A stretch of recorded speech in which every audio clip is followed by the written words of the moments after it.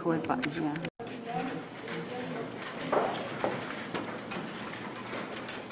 Pledge allegiance to the flag of the United States of America and to the republic for which it stands, one nation, under God, indivisible, with liberty and justice for all.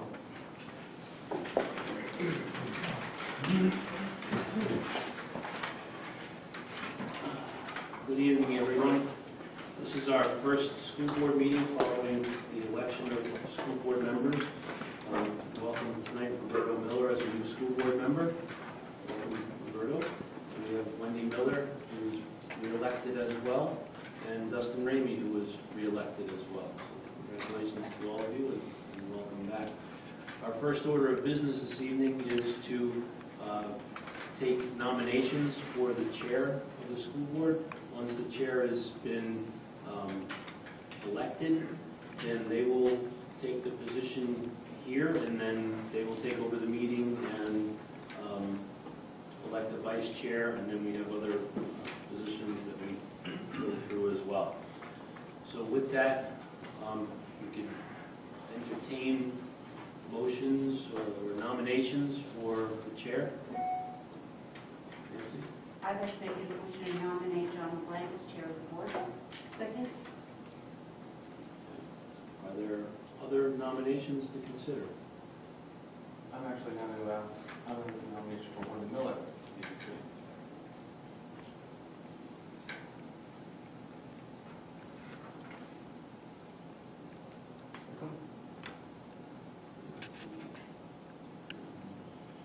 Who seconded the motion? Okay. Third one, so.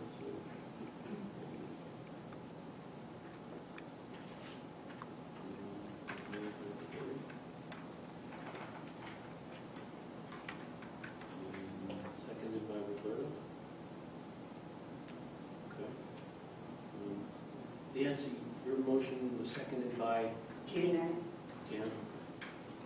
Okay, are there any other nominations? Okay, we'll do this.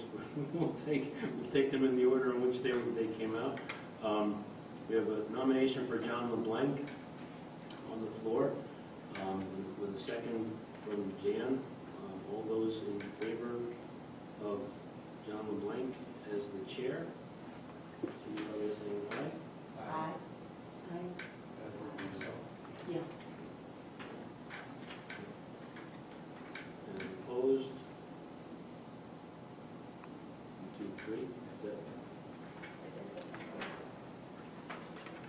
And then Wendy, we have to take a vote on the nomination, right? That makes sense. So, those in favor of Wendy Miller as the chair?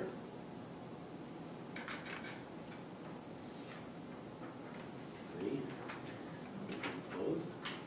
4. Yes? Okay. All right. We have John LeBlanc as the chair for this coming year. Should you choose to accept it? Yes, I would choose to accept it. Okay. You would?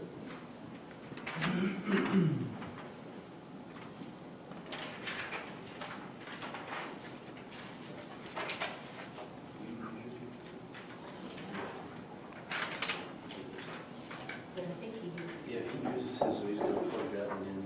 You're fine. Leave that plug there.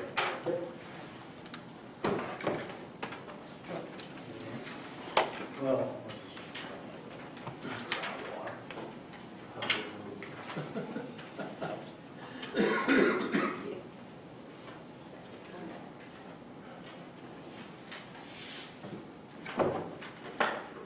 While we're moving, I just want to say thank you, Jen, for last week. Service. Oh, thanks.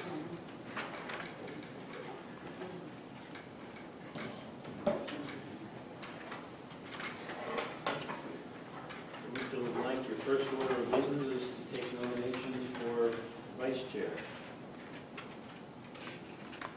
I'd like to nominate Wendy Miller as the vice chair. Second. are there any other nominations for vice chair? Is Nancy and Janet? Yep.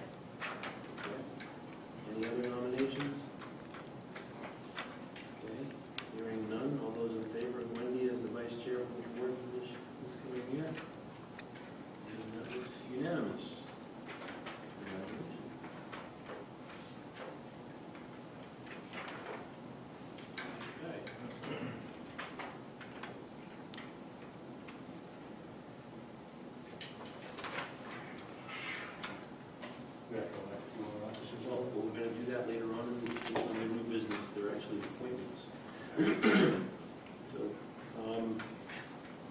reviewing the agenda, I have a few additions to the agenda.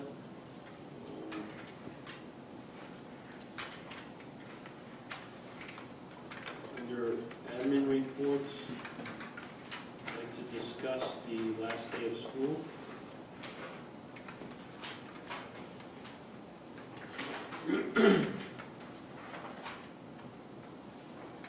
And then non-public session, we have a personnel issue.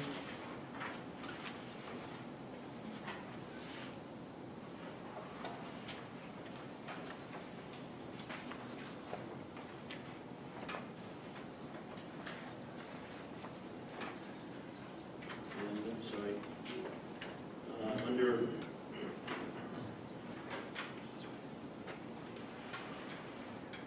I'm sorry, last day of school is already on there under new business. I apologize. It's on new business. And then the only other thing I think we should have begin a conversation about is the middle school, and you want to do that under admin reports? Okay, so letter D under admin reports would be the middle school update. And then we should also have a budget discussion for about next year. We start the discussion. I'm sorry?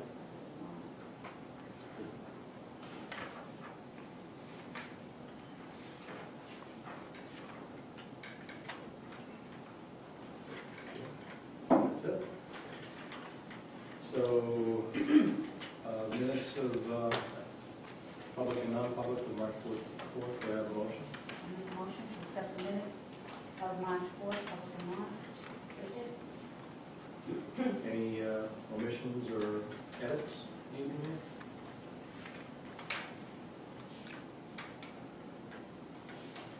Seeing none, all those in favor? Unanimous? Expenditures registered, any of these manifests? Cindy Carroll. Being passed around, is everyone sign it? It's already signed it in your hands. Okay, on to administrative reports. Yes, in your board packet this evening are the official election results. We have, just read into the minutes. The school district moderator, 1-year term, Rick Russman. For school board member at large for a 2-year term, Roberto Miller. For school board member from Kingston, Dustin Ramey. For school board member from Newton, Wendy Miller. For budget committee from Kingston for a 3-year term, Amy Faria. For budget committee from Newton, Andy Collier. Article 2 was, shall the reports of the school district agents, auditors, committees, or officers chosen to be accepted and placed on file? Passed with a yes vote, 1586 to 165. The operating budget, and I'm not going to read the entire articles following. The operating budget failed. Those in favor was 714. Those opposed was 1169.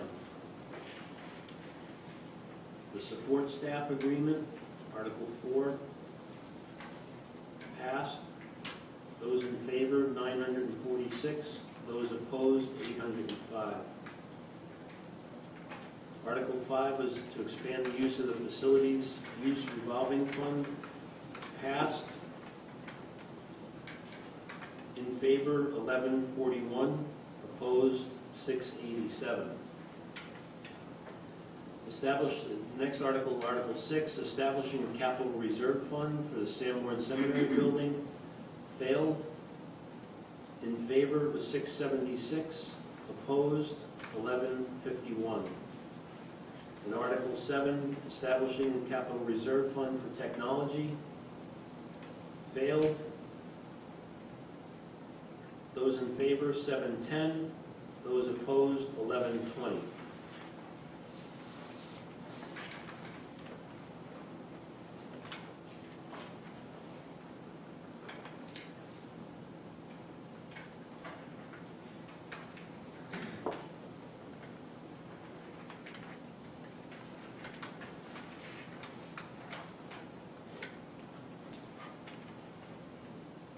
Next item, good.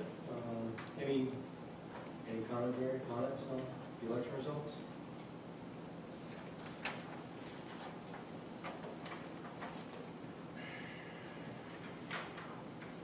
On to ACE, the performance assessment There compensation. was an error on an omission on the form that Ellen sent out.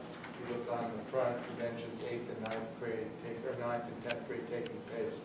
If you look on the back page, under PACE performance task, it does not mention the 9th and 10th. Ellen went to add those in to the form. Okay. She said she would be right back.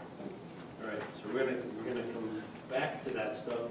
At this point, if we could jump them, because Ellen, B and C were gonna be going out together. So, Carol, can we move to the middle school update?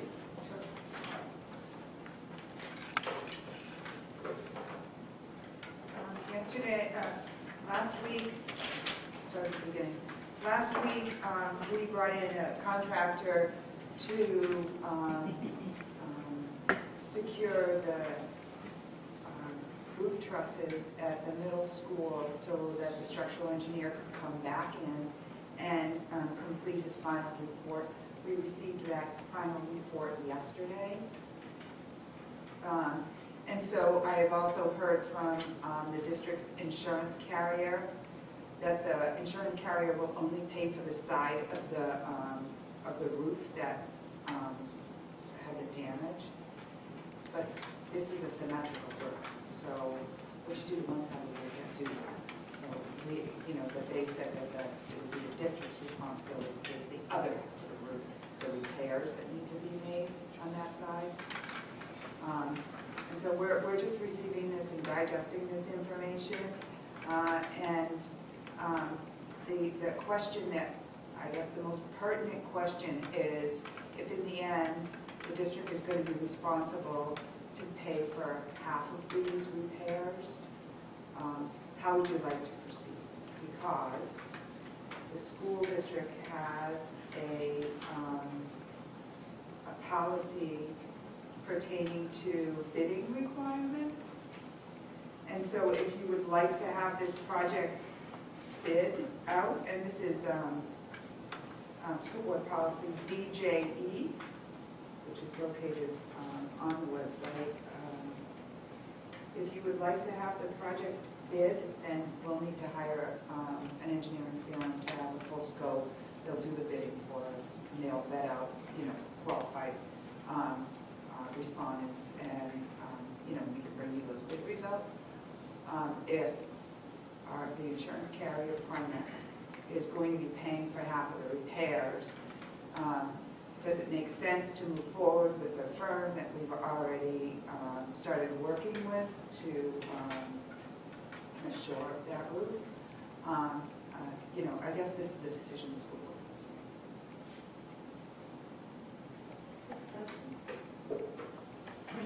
make. What's the cost? Until we bid this, we don't know. I don't know. Okay.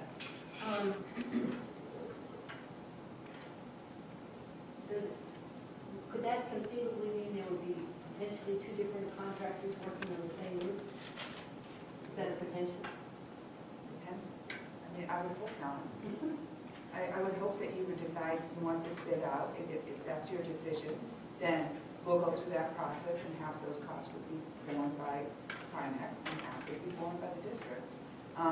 But I don't think it's in your best interest to hire two different contractors. It's just whether you want to go through that process or not is the question. When do you need a decision? Pardon me? When would you need a decision by the board? Is this something we should decide tonight or talk about it? Well, I I should think that the sooner you could get those children back into their own Right. school, is best for them. The company that has already started, do you have a preliminary estimate from them on anything? No, because the full scope of the project just came out yesterday. They were only hired, they were only brought in to shore up those ceilings or trusses, roof trusses, so that we could bring the engineer back in and they could finish their. Would it be expected that they will respond to bid? Yes. I do want to point out, I just looked up the policy quickly because I'm wondering if it was a matter of the board even having a choice whether to bid it out or not. And the board, the last statement in the school board policy reads, the Sanborn Regional School Board reserves the right to waive the bid process. So just in terms of your thinking around this, local policy does allow for the board to make the decision to waive the bidding process and proceed as you wish.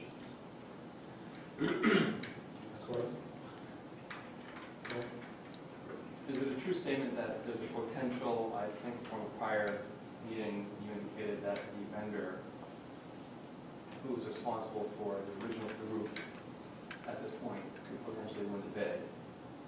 So which would be concerned with that, right? So the vendor who actually put the roof in place obviously could potentially win the bid, and that's not the vendor we've been currently using to shore up, correct? That is the vendor we are using. That is the vendor we are using.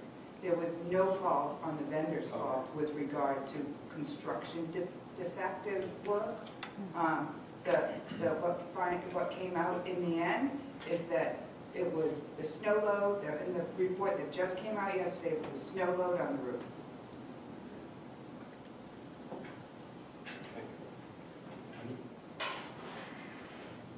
Okay, so it wasn't from having the plates, the trusses, they weren't too small, so we have a different opinion of what happened. So the last time we met, it's changed. All I can tell you is the report that was written by the same man that was received yesterday spoke to the snow loads on the roof, and that is all. Deficiency in the workmanship. It didn't. No, that's what I just said. But last time you reported, there was a mention of that, right? Stating that they were going to look at it, yeah. Oh, So why is our insurance provider saying they will only pay for half? Do we know that? Is there any way of pushing back and saying why we have insurance if you're only covering us 50%? Well, we can do that. We can, the previous school chairman and I met with the insurance company a few weeks ago, sat down and had a discussion with them. They are considering this a school district maintenance issue.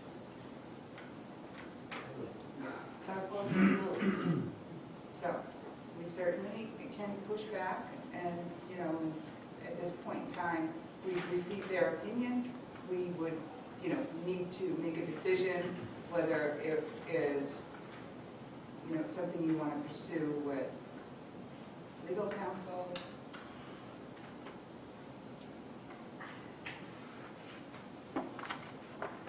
What would the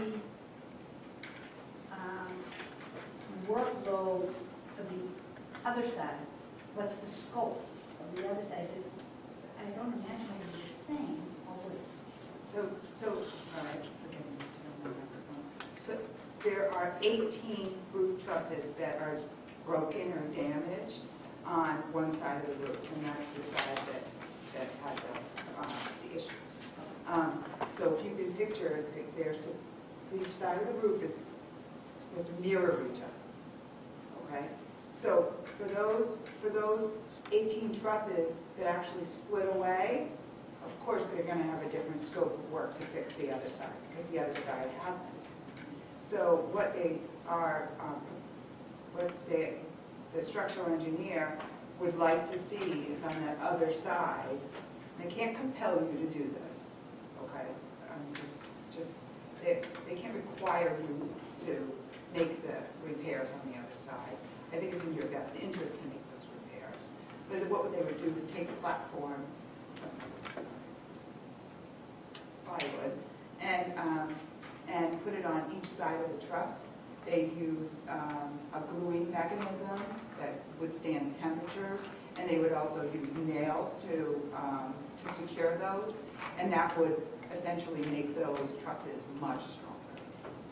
So it wouldn't necessarily be a 50-50 split because the work on one side would be more extensive. Well, to me, the problem is,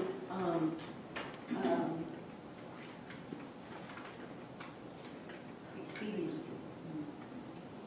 And if we knew, I mean, if it's half as much as the really damaged side, I mean, I don't know. But to me, what's weighing heavily is getting it done.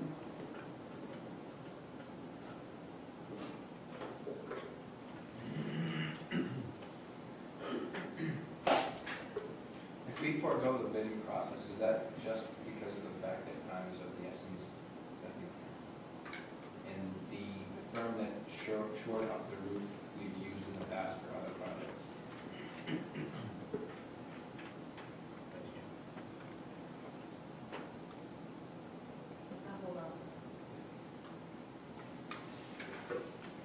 Is there any chance here that the ice coverage or the damage, the insurance, in the event we bid, is there any chance that the insurance will not be covered here? The insurance is fully covering, or their responsibility is 50%. Is there any chance that that will be redacted if we did go for bidding and such? I guess there's always a chance because the initially I was told that all of the repairs would be covered verbally, and then the person redacted that and said, oh, I made a mistake, I shouldn't have said that, I misunderstood. And so then they came back now in writing saying that they will cover half of it and the other half of the repairs that are not mandatory certainly, but are recommended, they would not cover.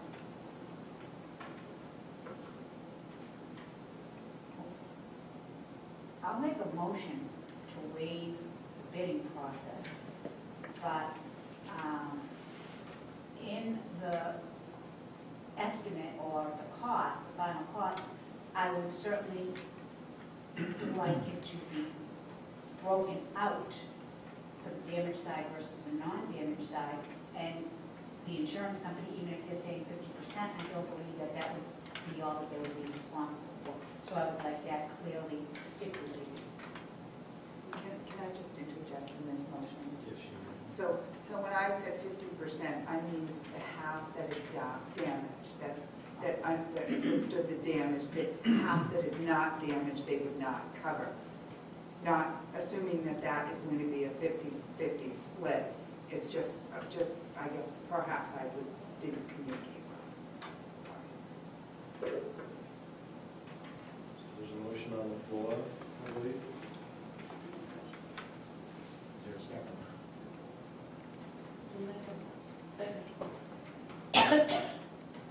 Discussion? Discussion. So the motion is to bypass the bidding process.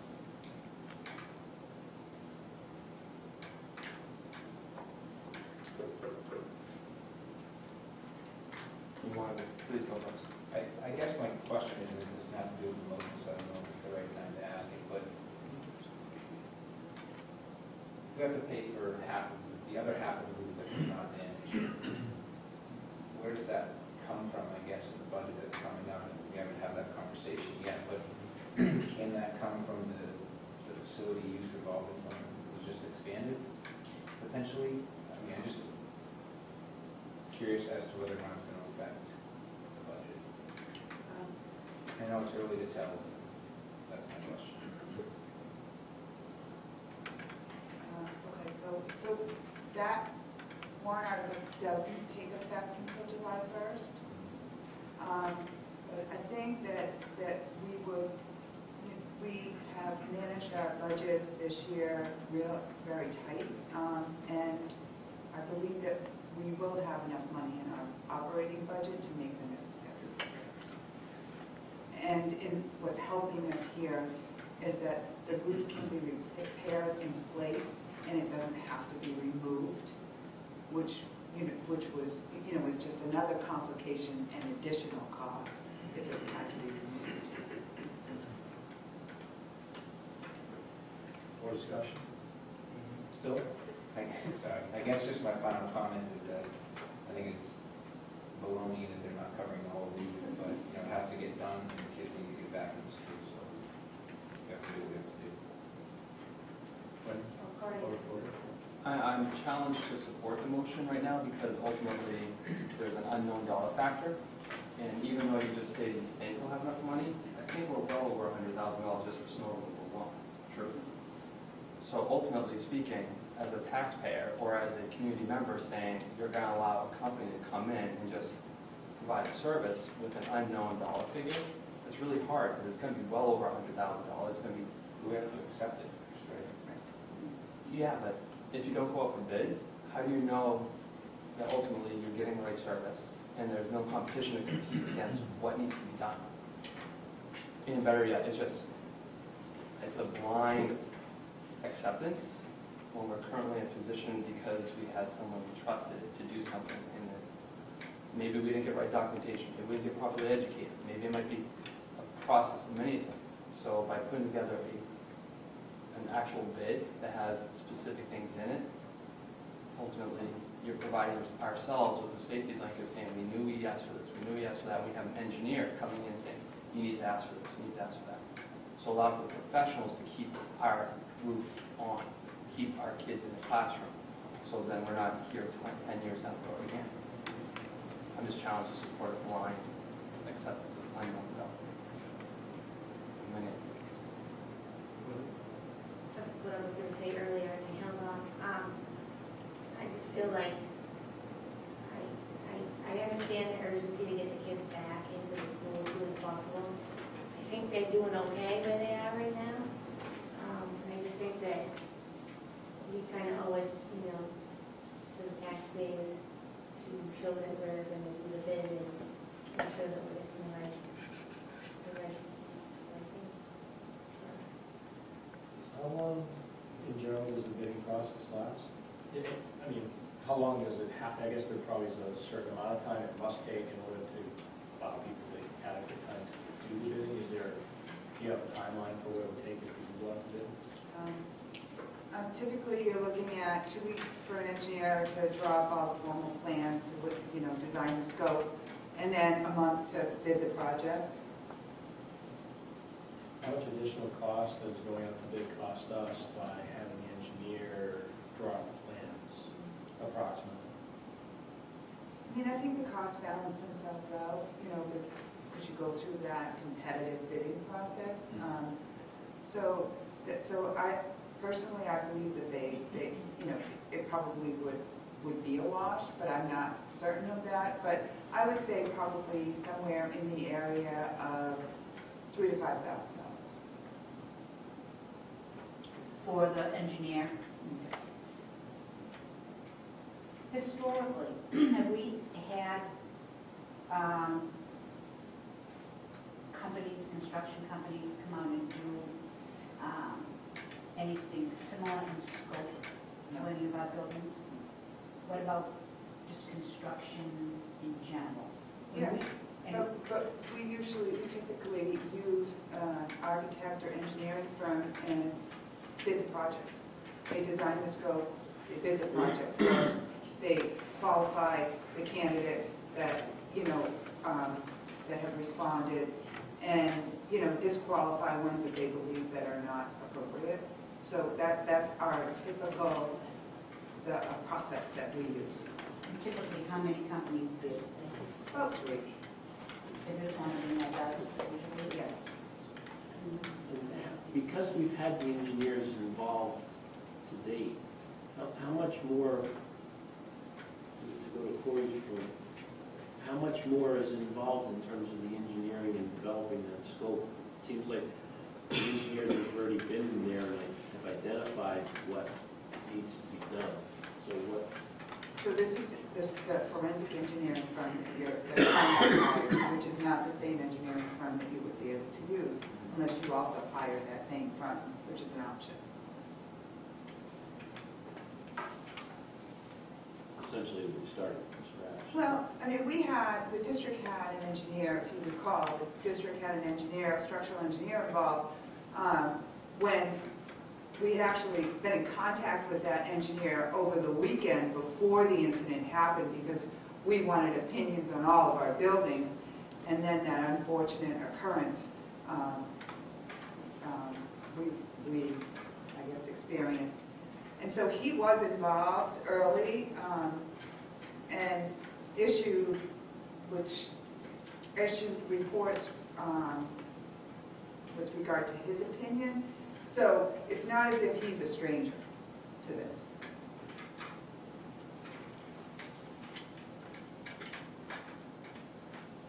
Austin? My final comment.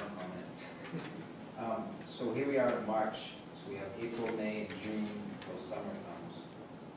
So even if we went the route of just using an engineer company that's already doing work, don't know that they would have the project done before the end of the year. Even if they did, the kids only have a few, maybe weeks left in that school, potentially. So I think it's probably best to do our due diligence and get it out. Any other comments? So I'll change my motion to this.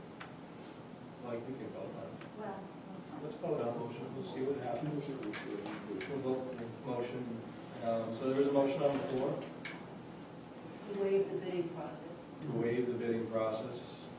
All those in favor? All those opposed? I'll make a motion. We put the, move the middle school up to the Do I have a second? Second. Sorry, you gotta get in a new routine. I thought you weren't gonna say anything. Any discussion about that motion? It's the motions for school repairs subject to an engineering being hired to build up a scope of work for which the roof will be repaired, right? So, I believe the motion is to send the work out to bid, To the regular bidding process. the regular, through the policy DJE.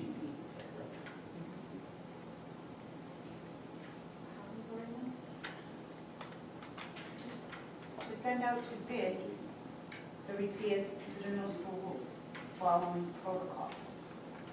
Following school board policy DJE.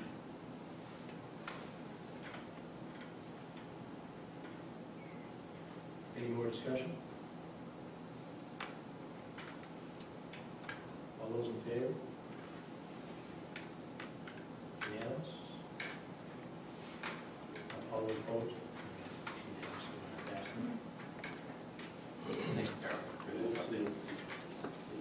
Sandy Rutherford is here, principal of the middle school. Sandy, do you want to just give us a quick update in terms of what's happening? I mean, in light of this, but just overall, how things are going in the middle school and up here? It's very complicated being separate. We can run a school in a cave and make it work, but the facilities that we have at the middle school are truly limited in terms of the amount of space we have and the number of students we have.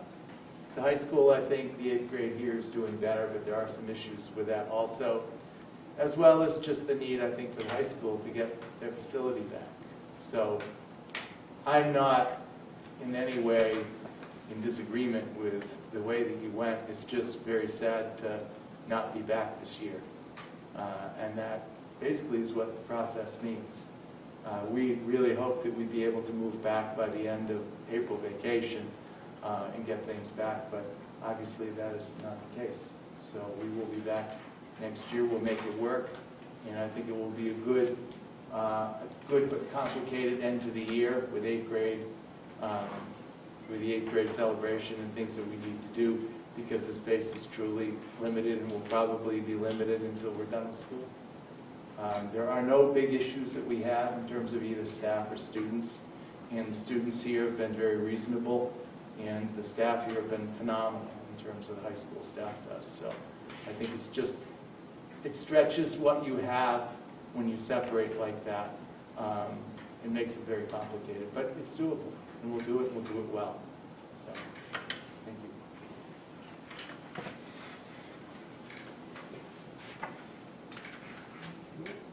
Back to the pace. Back to pace. Okay, sorry. I noticed that the copy you had was incorrect.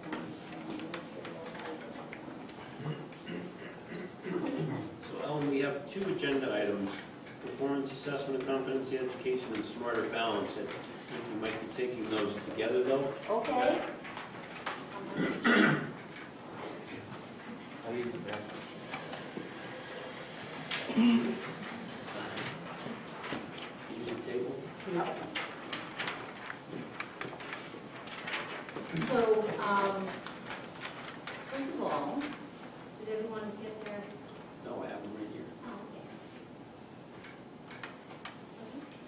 I'll hand them out as you start.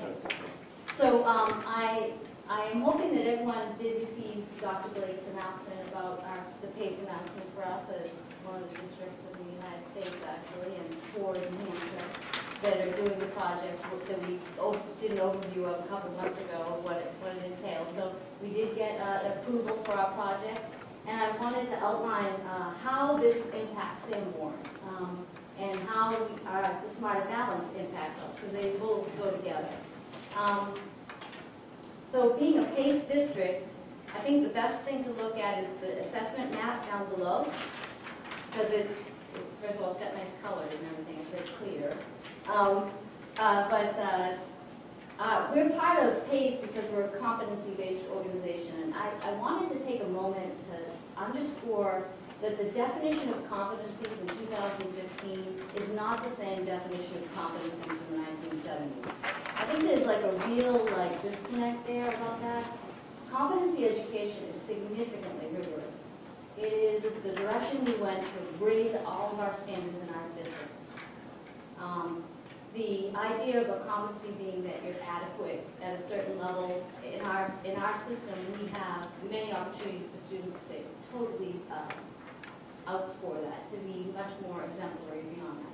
So I wanted to make sure if there was any confusion about that. I'm happy to show the different definitions, but I saw some streams and I thought, there's some confusion there. And I don't remember the 70s all that well, but I do remember the word competency. So I think I can see what the confusion is. So as a PACE district, what we asked was that our rigorous and complicated and multitask assessments that our teachers have been doing for 3 years, because we've been a competency-based grading system the last 3 years, we've worked really heavily on raising our assessments. What is a performance assessment? An essay is a performance assessment. A project is a performance assessment. A speech is a performance assessment. It's any time a student is asked to perform and apply their skills and transfer their knowledge at a level of depth of knowledge 3 or challenge. So it's definitely complicated. So a lot of typical assignments that our kids have always done were performance assessments. We just raised the level of expectations on those assessments. For us as a PACE district, we've proposed that we would, in yellow, these are the grade levels that will take an ELA or a math case. And because they're embedded in what our teachers are doing in the classroom, these are assessments that our students would have already have been completing if we weren't involved in PACE. So it's part of the units of study, and so those PACE assessments are there. What they mean for the state and for accountability is that we're being transparent about our assessment as a district. And we're saying to the state, take our PACE assessments, look at them, score them, measure them, hold us accountable as you look at the rubric and what our kids were asked to do. So these assessments, after they leave the classroom at the end of the year, will go on to a committee of assessment experts who will score them and will give us feedback on where we were as far as matching for accountability. The Smarter Balance test, the test that's the online test that's happening now in a 12-week window that actually started this Monday and ends on June 6th. Smarter Balance for Sanborn means that we only will take the Smarter Balance in grade 3 in English Language Arts. We'll take the Smarter Balance online test in math in 4th grade. We'll take Smarter Balance English and math in 8th grade and English and math in 11th grade. The other grades would have also had Smarter Balance tests, but they've been replaced by PACE for us. So,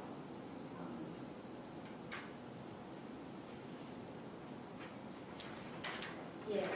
Yes, Jan? A lot of information has come into my head about all of this. The PACE, the performance assessment that the state is going to grade and tell us how we did, did we develop the questions? All of the PACE assessments, when you say the state grading, it's a team of people, including representatives from our district and the other districts across.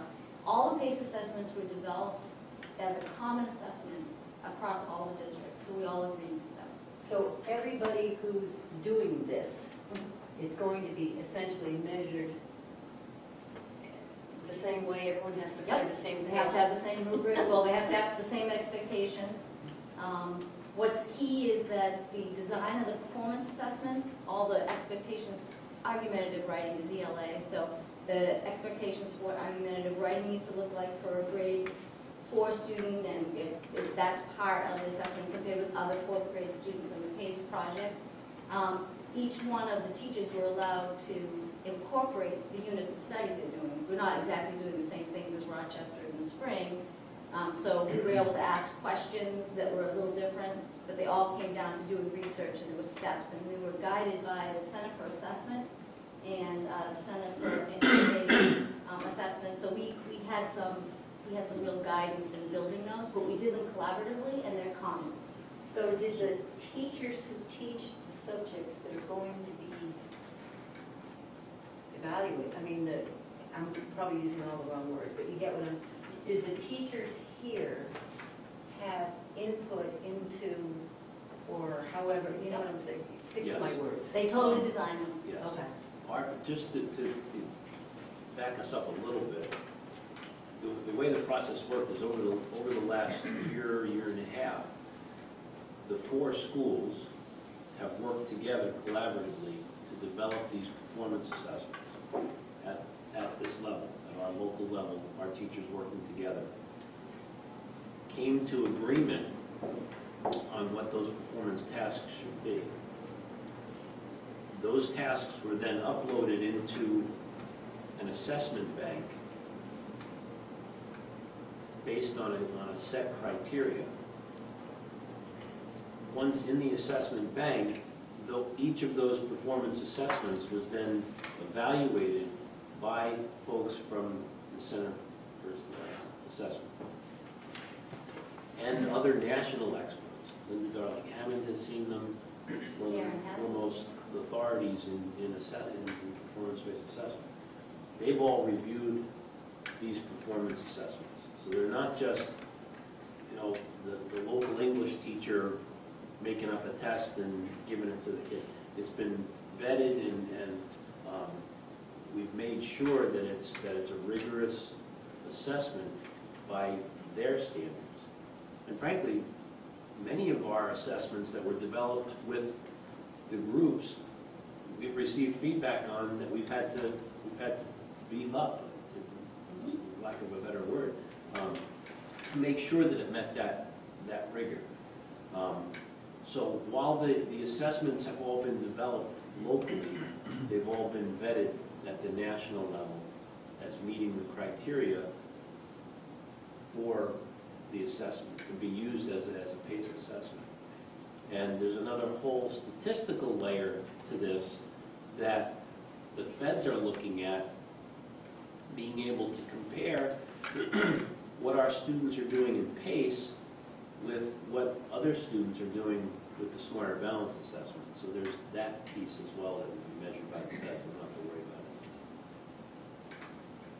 For comparability, because the whole notion with this is that we're saying our assessments, our performance assessments are as rigorous and will give you the similar data,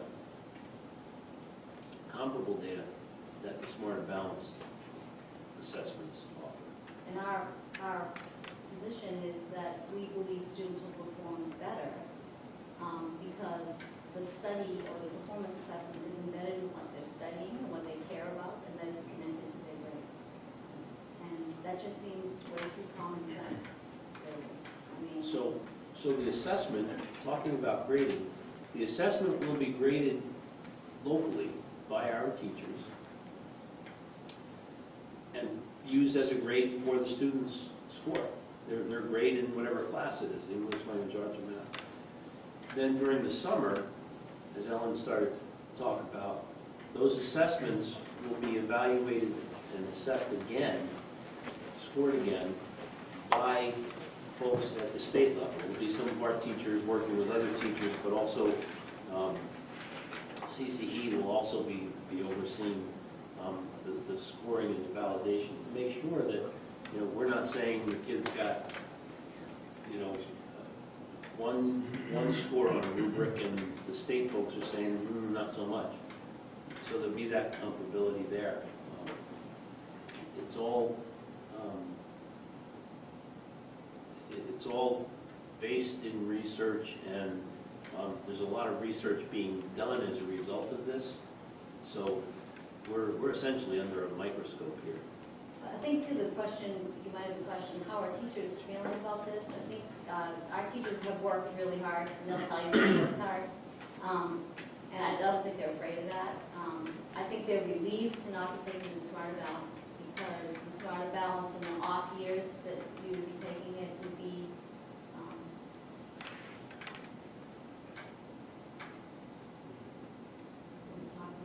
No. Keep going.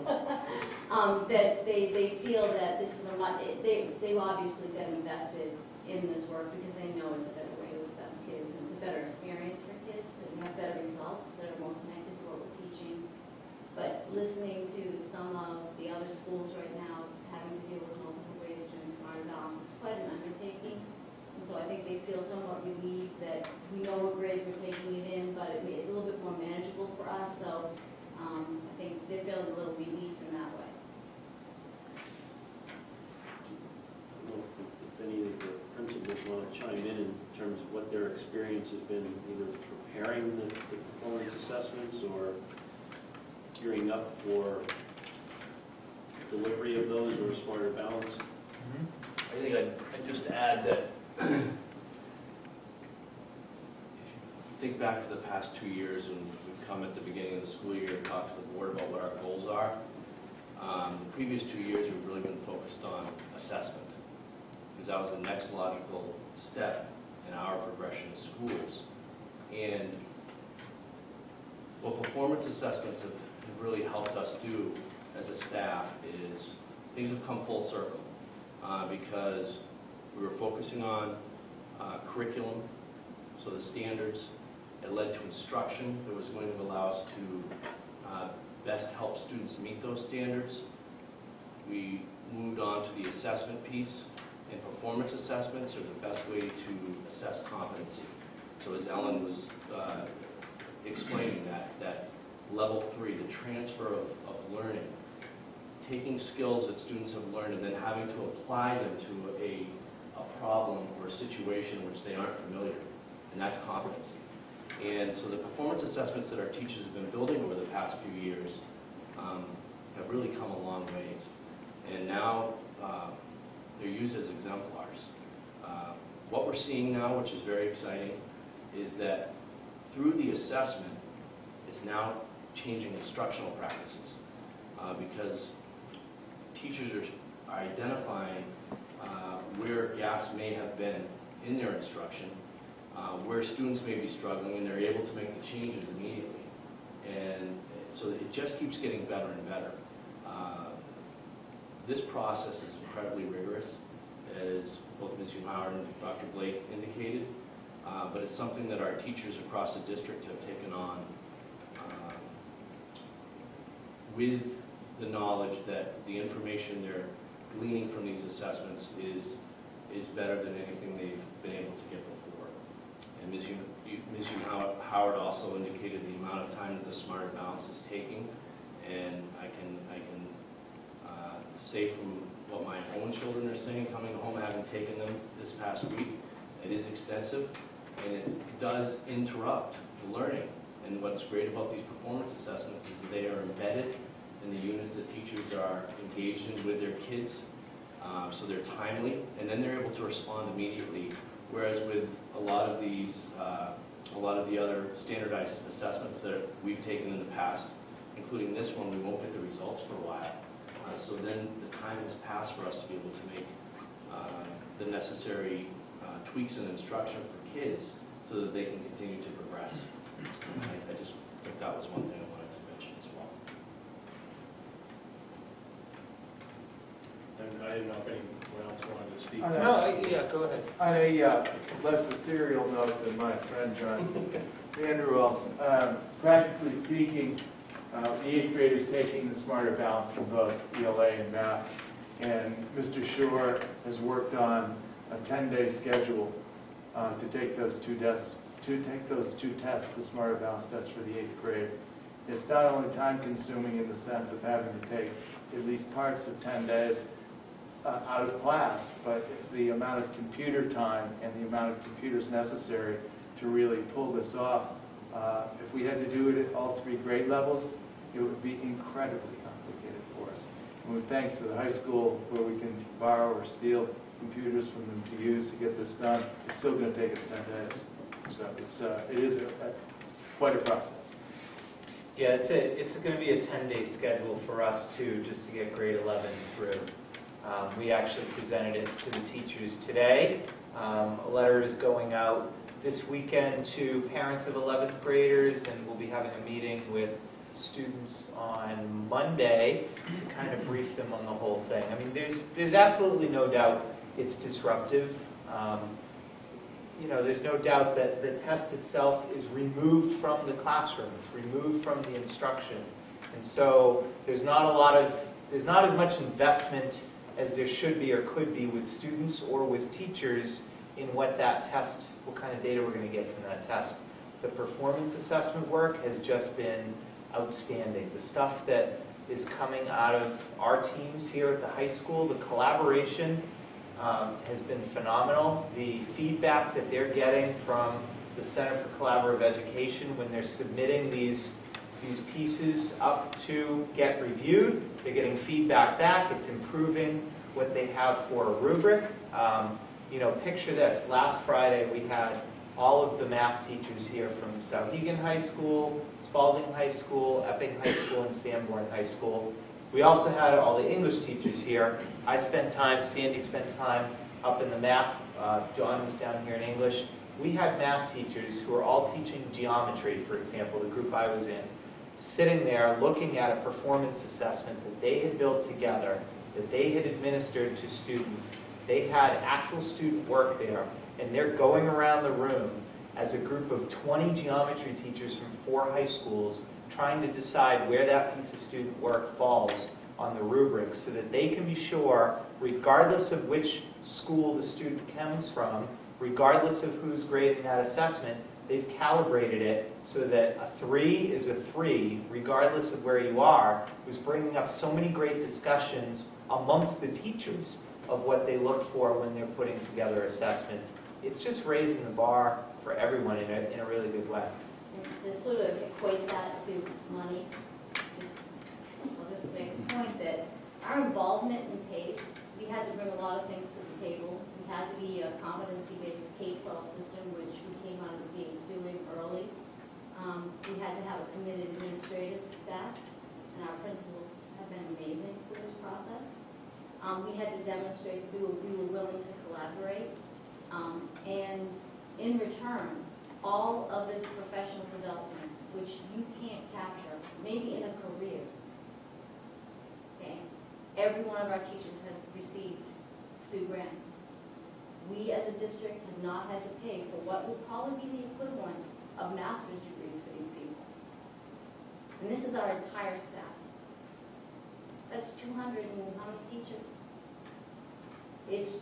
We lucked into something that most districts don't get a chance to do. It's been hard work, but I also want to say that we're celebrating this and we're really, really proud of this, but I have to thank this board and members of the board who have been served before, because your support in this has been absolutely fundamental in our ability to move forward. You're seeing us through the steps as we transformed our district from competency to a competency-based system. Our learning process with adjusting what our grading system would look like to be more rigorous. All of those pieces, you've been patient, inquisitive, and supportive, and you deserve the pin that we're going to give you. Everybody in the district received a PACE pin to commemorate this year and our accomplishment in this project. I think Corey has his hand up. Yeah, congratulations to all, very much so. And to also the other three districts. Quick question relative to SBA. There's a 6-week window for opting, there's a 6-week window for this. How many parent guardians do you feel might try to opt out or not, opt out from a special ed purpose, or has there been any feedback from the guardians? Just out of curiosity. We haven't had any. Okay, because I just think, and in the 3rd grade, you're not writing their own computers as well? All right. As far as the year 1 chart here, is this the same as the other 3 districts as well? Exactly. It is the exact same? And then, furthermore, starting at 10th grade, is that to give yourselves a 3-year window? Because I've heard you say, and I know as well, that ultimately to do a quality assessment over time, it's going to take 3 years of qualitative analysis data. So having a smarter balance in grade 11? Yeah, well, looking at grade 10 for PACE now, Yeah. switching to the Yeah. PACE part. So ultimately, is that because of, not to lead you to the answer, but is that why 10th grade, 11th grade, 12th grade? I'm just trying to figure out, like, are they going to be doing it next year? Are they going to be doing it the year after? Yeah, I'm going to tell you that when we developed or we proposed our plan to the state and then to the federal government, it was our teachers who wanted us to do PACE in these grades. Okay. The teachers came to the table and said, yeah, we're doing performance assessments now. We can do performance assessments in these grade levels. The only thing that teachers have shared, high school teachers particularly, is that they wish the Smarter Balance was SAT in some way. And so, that's an ongoing debate because kids taking the SAT in college is helpful. So ultimately, come the fall, will we be able to see a correlation in growth analysis looking like at what we were doing yesterday, what we're doing today, and we'll be able to do a correlative map at some point and say, here's a growth analysis. So because it's going to be foreign to so many, it's kind of like going from a standard experience into a traditional experience, which is like, how does this relate? Is that going to be easily accessible for others to understand, I guess? Yes. From the community? Yeah, I think so. I mean, we're definitely going to work on how we'll show them the comparison between the grade, the assessment for accountability, how we measure up to the Smarter Balance, and our other measures in the district that we have that are showing growth. So yeah, so you're right in building a growth analysis. It's not a real confident thing in the first year, but as we get into the 2nd and 3rd year, but we have other longitudinal data that guides us. We have the NWEA and function analysis and other pieces that we hope be in place. We'll have those in place as we put these assessments.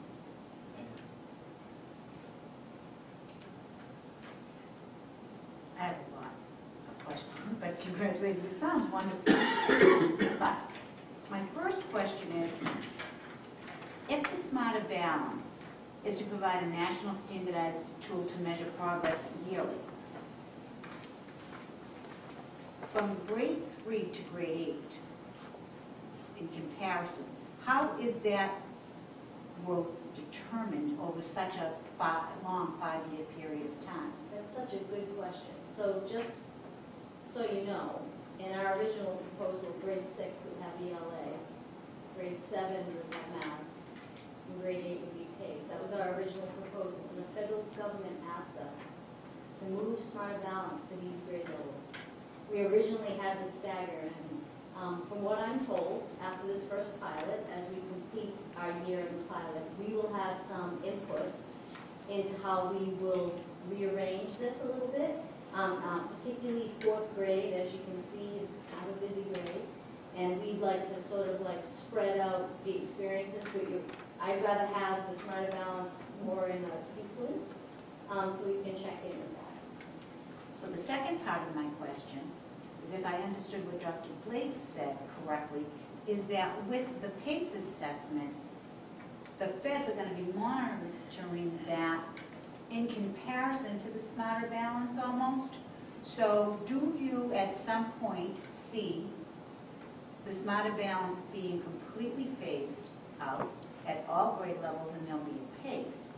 And also, do you see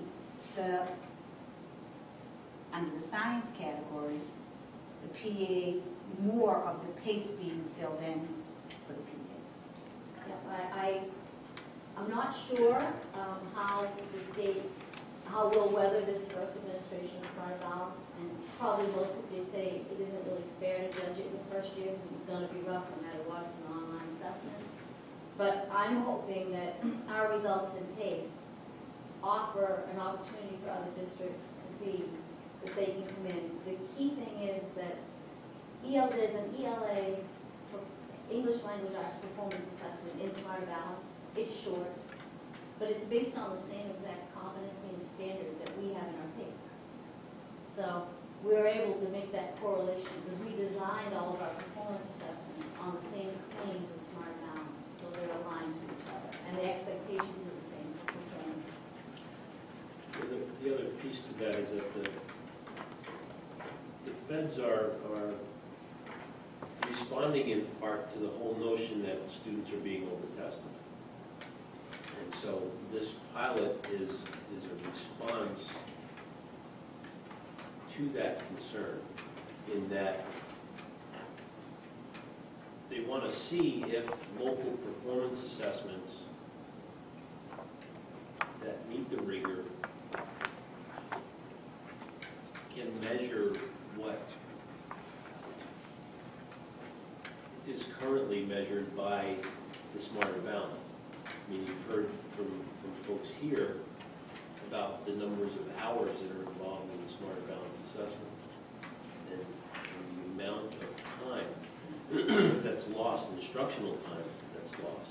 And then when you add that on to other measures, because the way that school systems are designed, with the accountability, Smarter Balance is one measure, just like the kneecap was. We took it over a couple of days, and we didn't get results for 6 months, and kids did Christmas trees or whatever, unless they were incentivized to do well on them. Nobody paid much attention to it.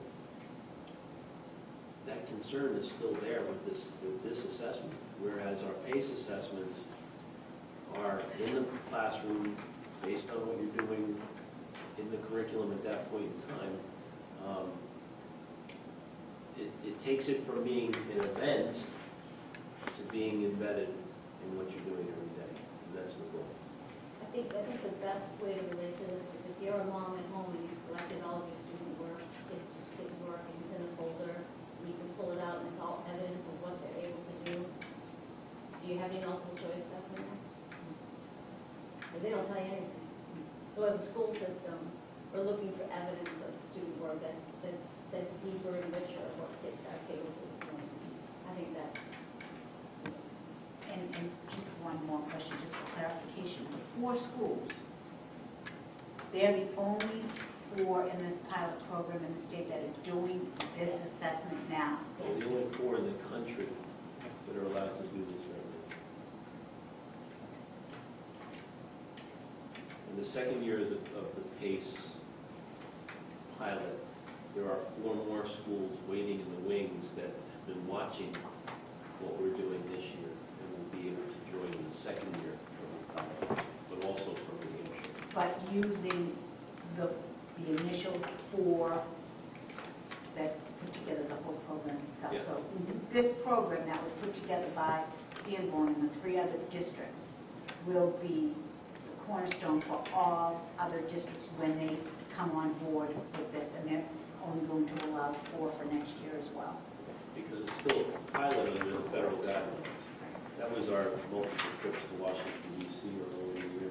That, by the way, were paid for by the state. There wasn't any district funds used to support the trips to Washington. I want to make that very All clear, grants. because that was All something that was identified to me, but there were no district funds expended on any of those trips. Congratulations to everybody who had anything to do with this. This sounds fantastic. It really does. Jan? When I got the announcement from Dr. Blake, and I was all enthusiastic and excited, and then I was talking to my husband, and I said, you know, how do you get people excited about this? This is like somebody developed a new C-sharp fingering on the oboe. I mean, you know, how do we, so my question is, what do we as a board, how do we help? How can we help with this? Or what needs to come from us in the demonstration of continued support for something that makes total sense to me, because you're always measuring what people are learning as they go, not did you learn a scale at the end of the year, you know, and can you still play it next year? So you might be thinking about that. I mean, what might the board do to bring this to the level of recognition that I think it deserves? And I know you all are not good at bragging about yourselves and what you do. And so it's going to be us, I guess, that will have to do it, you know. But I'm serious about that. I mean, what would be informative to the public that would be illuminating? We won this national event, or we got selected for being good, and you now can play a better C-sharp on you. You know what I'm saying? It's how do we relate this to everybody's daily life?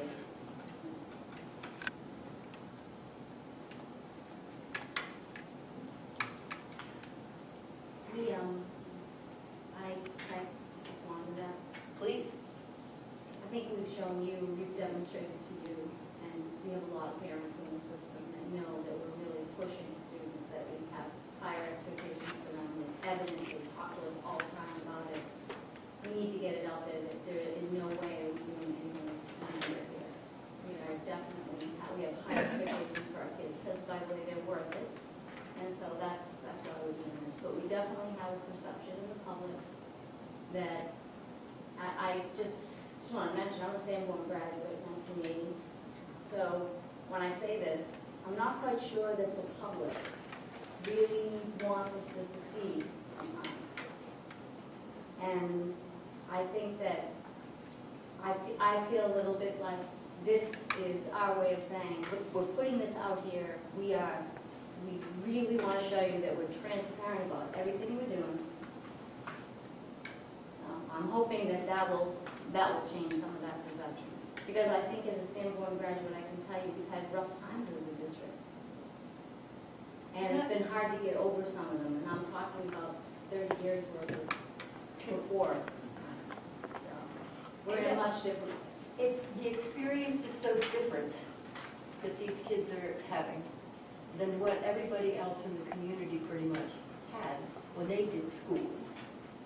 And so that's where I think we have to have that interface between, and people are scared of change and don't know how to define it and don't know how to say, how does this affect me?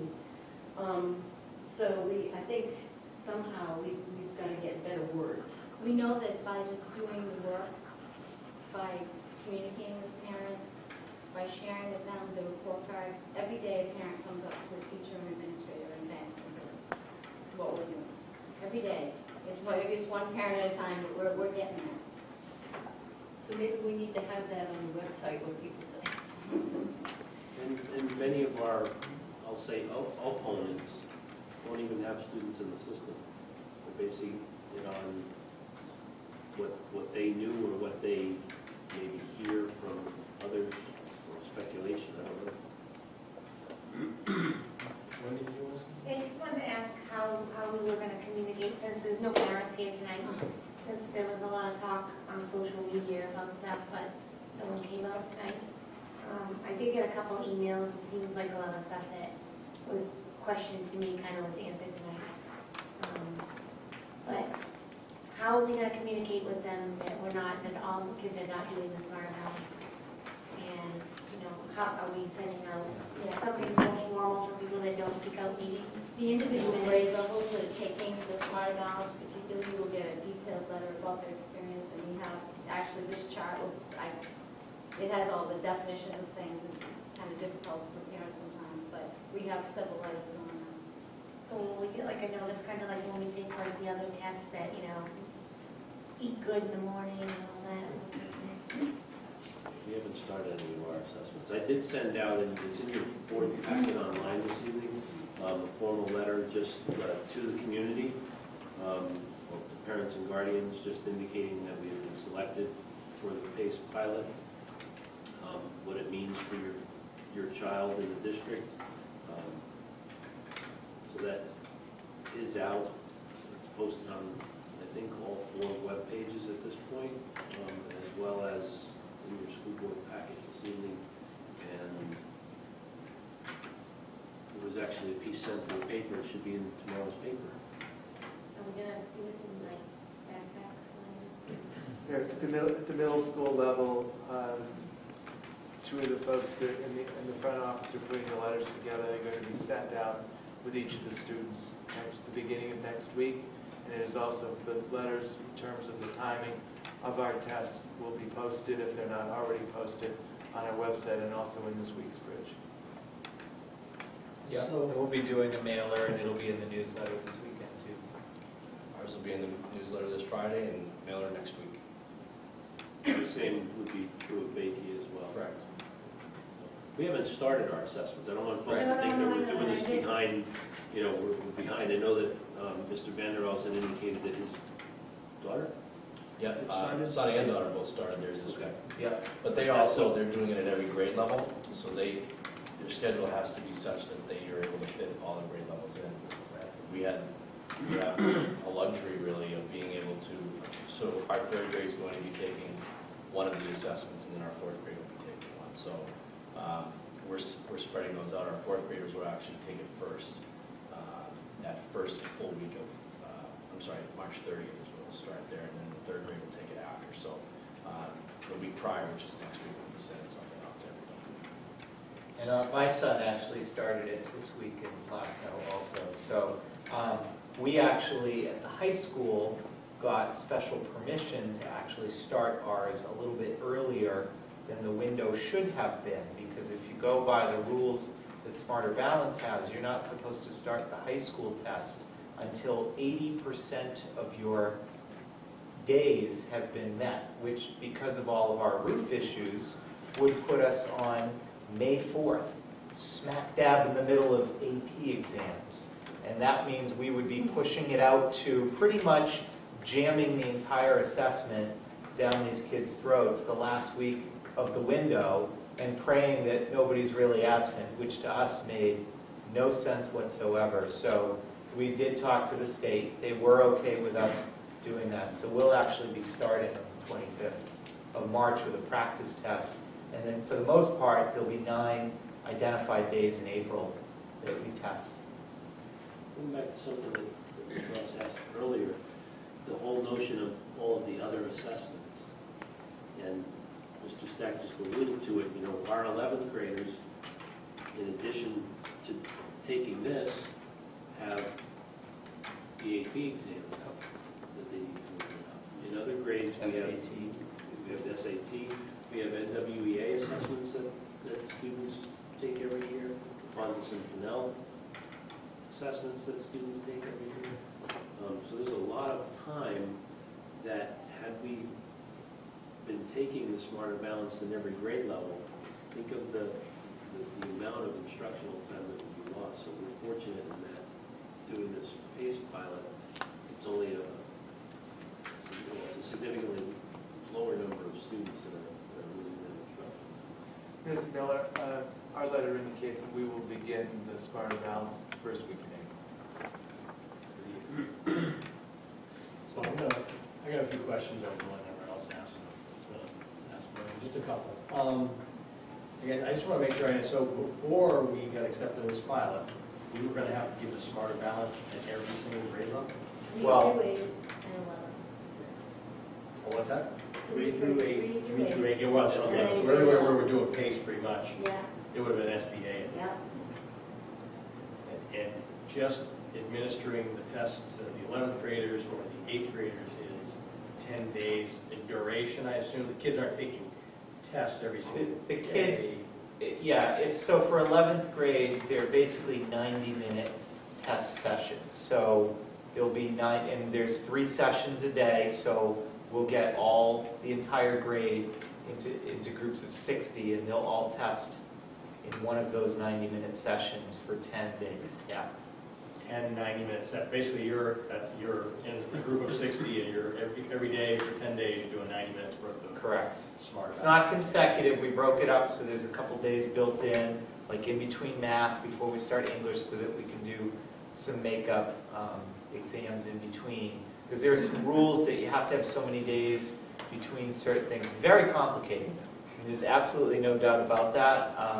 And just talking with a lot of principals, other high schools in the area, I can tell you with certainty, we're in very good shape as far as being on top of what we need to do, what tests need to happen when, and having a schedule that is as least disruptive as it can be, although that's a bit of an oxymoron when you think 90 minutes times 10, it's a lot. All on computers, basically shuts down this entire library space for 10 days, because this is the only space that's conducive for us to test 60 kids without warehousing them in a gym or something crazy like that. Thank you. I guess so we're going to take these, so the kids who are maybe in 7th grade this year, they're going to be evaluated, or maybe next year, I'm not sure exactly when this, maybe it's this year, the PACE is already in process. And we're going to report that to the state at the end of the year, I'm assuming, so like you said, all the work and all the evaluations that we've done, all the rubrics are they going to follow a student or several students who've taken the PACE, compare how they do the Smart Balance next year, and make sure there's a correlation with how the PACE, I'm assuming that's the reason they're going to do The this. state's going to treat the PACE assessments just like a Smart Balance score, and they're going to just report on the competencies, the breakdown of the different types of competencies, just like the Smart Balance would. It's going to follow kids. It's going to be part of their performance plus file, basically, that shows their longitudinal data.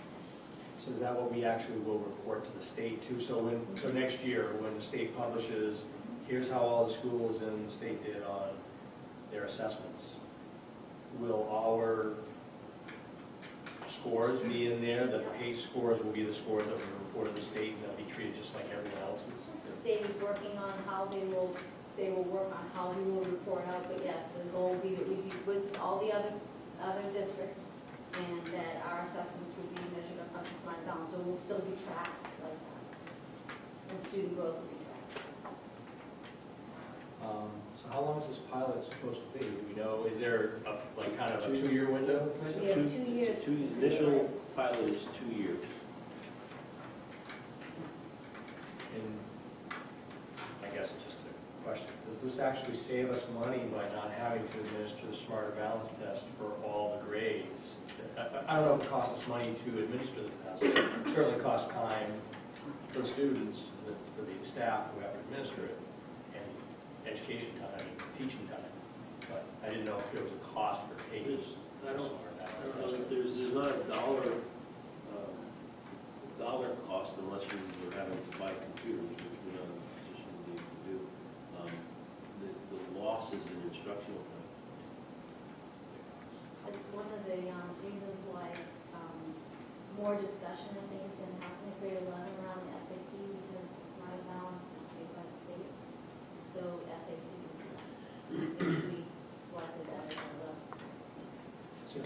explain that again about the SAT? There's a, as part of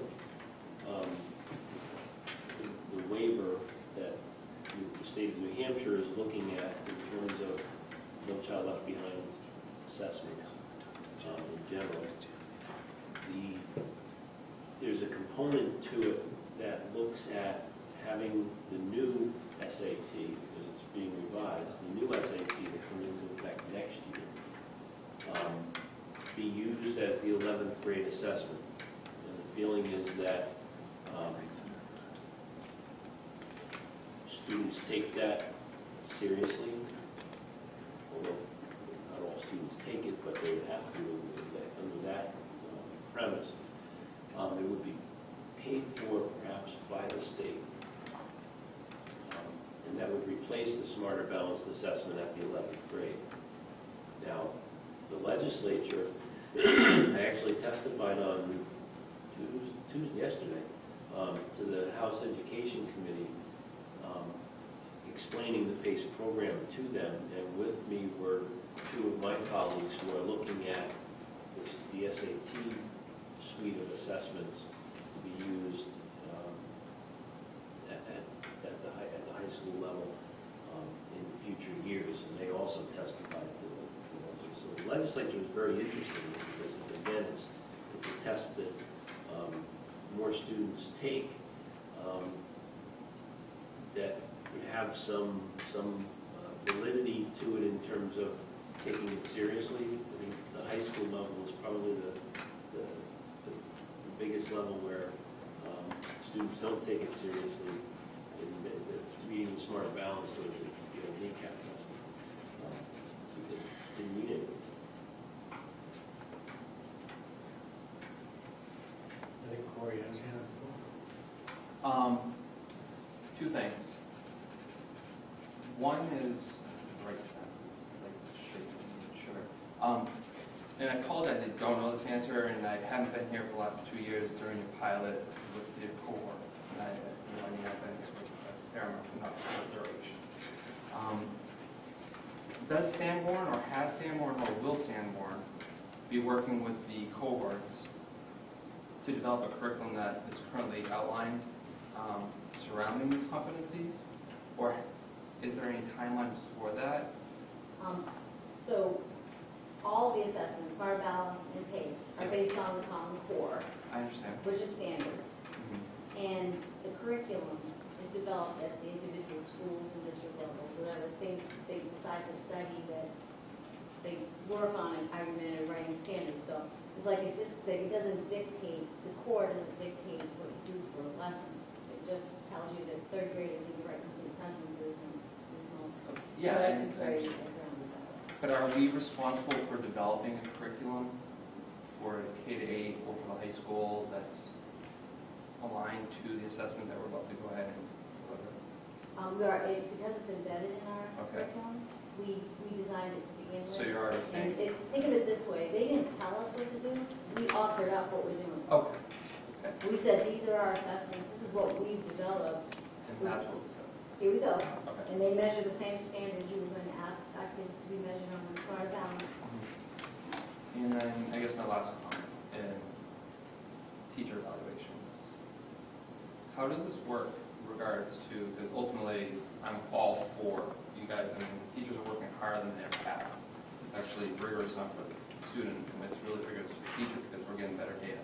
How does this correlate, relatively speaking, to like the science side of things, where they're using performance assessments, essentially it's just a different layer, I presume, because a performance assessment versus PACE, are they going to be evaluated differently as far as the evaluation? I think that's one of the things about coming into PACE as a K-12 competency system. We were already holding everyone accountable for competencies, and so no matter what subject you teach in our system or course, you're still being held to those competencies. And we're holding them to the same rigor, even though the federal government isn't looking at science. They are looking at science. They're not looking at social studies. Social studies teachers aren't happy with this. They want in. So, you know, in the arts, we just did the national arts standards, and one of the hallmarks of our performance assessments that have been uploaded in the bank is that the the CCE has commented frequently about the integration, social studies combined with English language arts combined with math. It's like we're sort of like, we're getting to a level as professionals, it's pretty cool.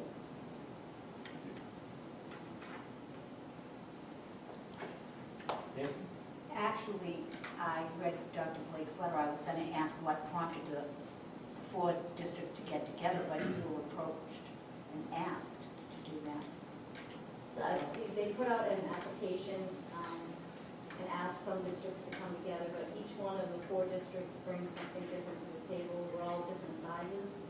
One's a city, one has a higher level of poverty than another. I mean, we all sort of demographically sort of cover a lot of different districts in New Hampshire, so. And it's been 2 years that you've been working to put this together? We talked about it for a year, but we were doing the work already in the back in our district.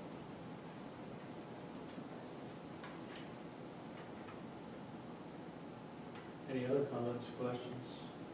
Enjoy your pen. Wear it proudly. We do. Thank you very much. Congratulations. Thank you. There's a hot seat there.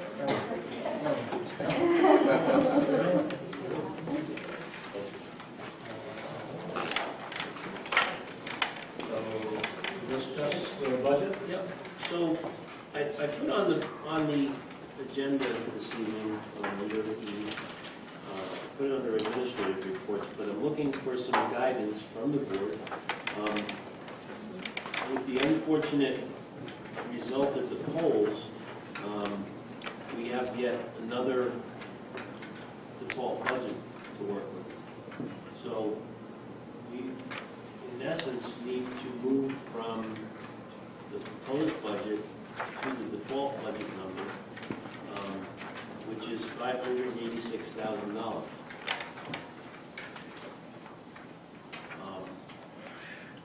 So my leadership team and I met yesterday and began some discussions around what some reductions might look like, but before we go too far into that, I would like some guidance from the school board in terms of perhaps areas specific areas to look at, departments, grade levels, facilities, buildings, anything.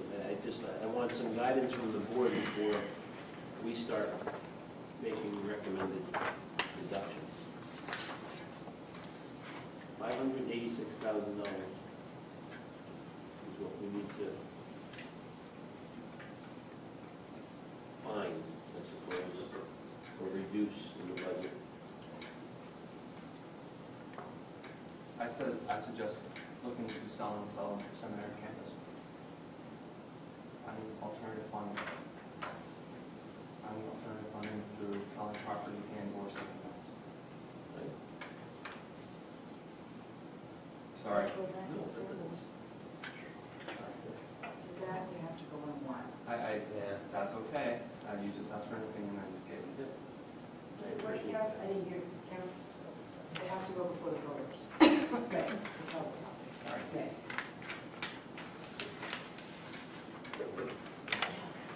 Oh, sorry, I'm sorry. I'm not getting that used to this. One of my concerns is, I have a concern about increased class sizes that we're moving. I know when I chose to move here, one of the things I liked was looking at the sizes of the classes. Where I went to school, we had 30+ kids.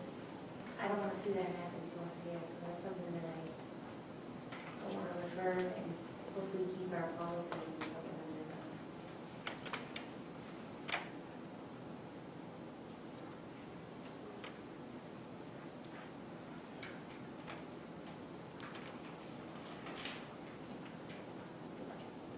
Other thoughts? Concerns? Any particular areas that you want us to address?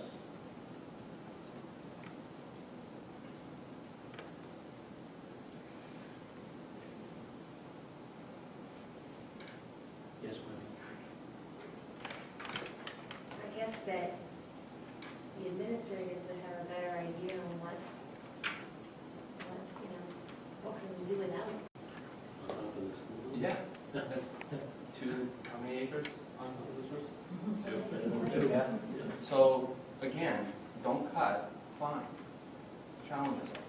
because they've done a cut. They don't have much cut. We have to find.